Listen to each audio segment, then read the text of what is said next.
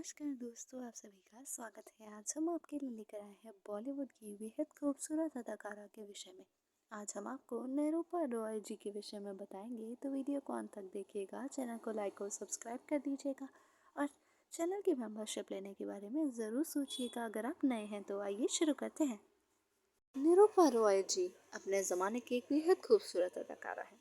निरूपा रॉय को अगर पूरे सिनेमा की माँ कहा जाए तो बिल्कुल भी गलत नहीं होगा। अमिताभ बच्चन भले ही तेजी बच्चन के बेटे हों, लेकिन फिल्मी दुनिया में उनकी माँ निरूपा रॉय को ही माना गया है।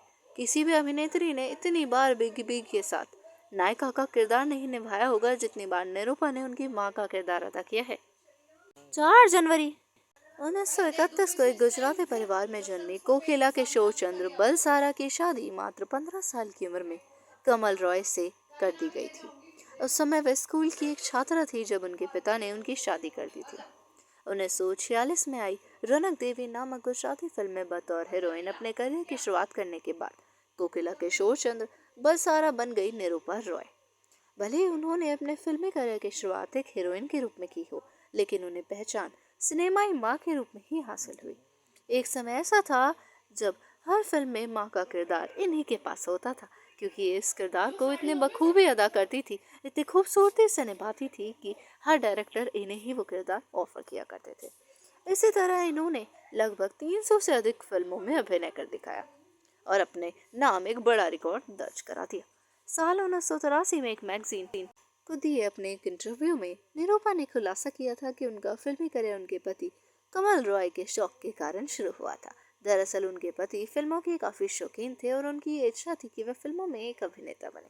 अपने इसी शौक को पूरा करने का एक मौका उन्हें तब नजर आया जब उन्होंने एक बार गुजराती न्यूज़पेपर में एक फिल्म के लिए अभिनेता की तलाश से जुड़ा विज्ञापन देखा। इसके बाद वे अपनी पत्नी कोकिला के साथ एक अभिनेता रहे बीएम व्यास से मिलने पहुंचे। उन्होंने व्यास से एक अभिनेता के रूप में खुद को एक मौका देने की गुजारिश की, लेकिन व्यास ने ये कहकर उन्हें मना कर दिया कि उनकी पर्सनैलिटी अभिनेता बनने के लायक नहीं है। लेकिन इसके साथ ही व्यास ने यह भी कहा कि अगर वो चाहे तो उनकी पत्नी को फिल्मों में काम मिल सकता है। कमल रॉय व्यास की इस बात को मान गए और इस तरह कोकिला यानी निरूपा जी का सफर शुरू हो गया और वे बन गई निरूपा रॉय गुजराती फिल्म में काम करके।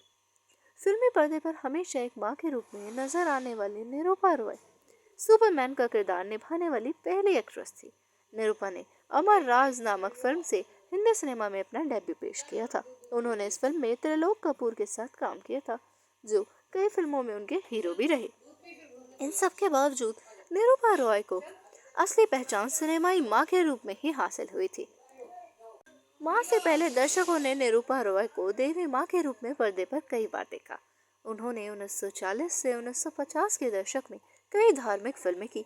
यही वजह थी कि उस दौर में उन्हें एक देवी माँ के रूप में सम्मान की नज़र से देखा जाने लगा था। उनकी इसी देवी माँ की छवि ने उन्हें फिल्मों में अभिनेताओं की माँ के किरदार दिलवाए और सिनेमा की माँ के रूप में उनकी एक अलग ही छवि बनाकर सामने रख दी। निरूपा रॉय ने जितनी बार अमिताभ बच्चन की माँ का किरदार निभाया, उतनी बार शायद ही उन्होंने किसी दूसरे अभिनेता की माँ का किरदार इतनी बार अदा किया हो। मेरे पास माँ है जैसे संवाद में माँ के लिए बहस करने वाले शशि कपूर और अमिताभ बच्चन की माँ निरूपा रॉय ही थी। इसी एक संवाद ने 1975 में रिलीज हुई फिल्म दीवार को निरूपा की खास फिल्मों में से एक बना दिया था।